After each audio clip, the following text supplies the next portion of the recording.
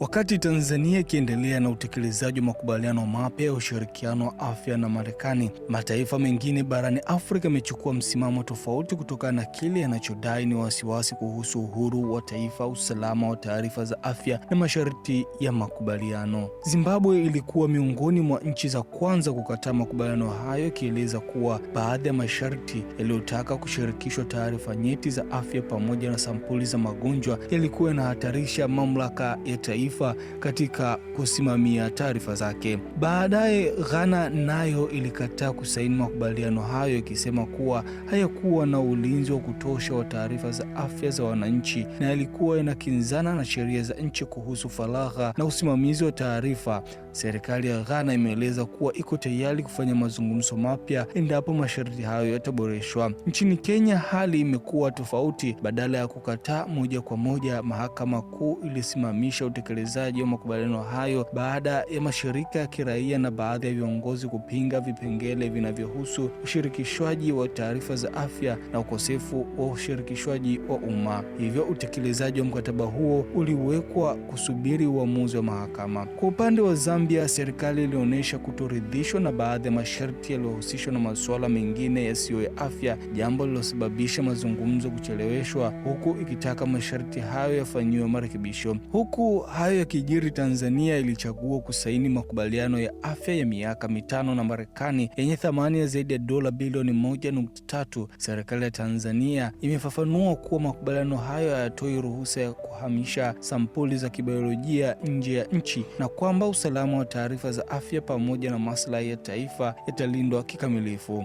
Baadhi ya wataalamu wa afya na wanadiplomasia wamesema kuwa mara nyingi mikataba ya namna hii huchangia zaidi katika kudhoofisha huduma ya viwanda vya ndani, hasa katika uzalishaji wa dawa na bidhaa mbalimbali za afya, ikilenga kuwa utegemezi mkubwa inategemea kutoka kwa wafadhili. Tofauti na misimamo hii inaonyesha jinsi mataifa ya Afrika yanavyoendelea kupima kwa tahadhari uwiano kati ya kupata ufadhili wa sekta ya afya na kulinda uhuru wa nchi pamoja na usalama wa taarifa za wananchi. Wataalamu wanaonya kuwa mikataba hii inatakiwa iwe na umakini mkubwa kwa sababu inaweza kudhoofisha badala ya kuneemesha kama taifa. Hii ni ripoti ya MediaWire Express.